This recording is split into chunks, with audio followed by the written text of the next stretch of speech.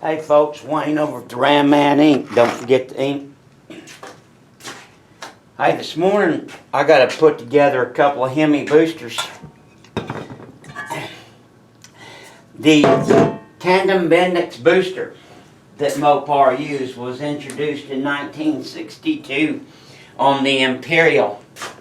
The design was to manufacture a super powerful tandem booster. That means actually there's two inside the can. And they needed to push an 1 1/8" drum brake master cylinder bore.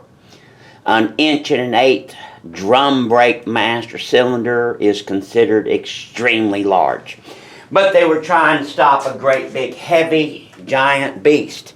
And that's one of the reasons that the Tandem Bendix booster was carried over to the disc brake cars and the Hemi cars, and the rest is history. As you can see, I've got a couple of them disassembled right here, and you will find that there are considerably more parts to one of these gizmos than most people would ever think that there was. The hub is where all the action happens. The valve, whether it goes forward, back, equalizes. Diaphragms, although people talk about them, they are rarely the issue with a booster unless you get a bunch of contamination from the brake fluid leaking out of the rear of the master cylinder and into the brake chamber. Once you get the guts all put together, slide it in the back and start your assembly. There was never a gasket on the front of the nose cone. Of course, you see it all the time. People put the white gasket in between the master cylinder and the booster. That's a no-no. It's ridiculous. Most people don't even know where it comes from, but I'll tell you where it comes from. It comes from shade tree mechanics putting a gasket here to try to cover up the fact that the master cylinder's leaking and no good. Once that brake fluid goes in there, you've basically destroyed everything inside there. As a matter of fact, then on top of that, so this is a completely sealed vacuum chamber by definition.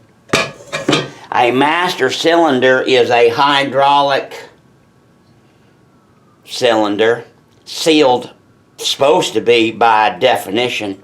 Why would you need a gasket between two sealed objects? You don't. As a matter of fact, Bendix went so far on the tandem booster,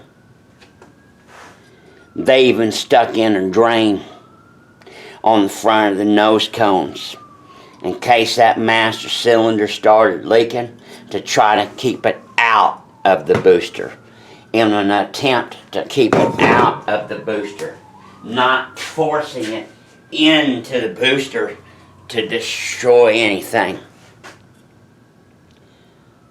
So, master cylinder goes bad. Instead of taking care of the master cylinder, now you got a master cylinder ruined and a super expensive Tandem Bendix ruined.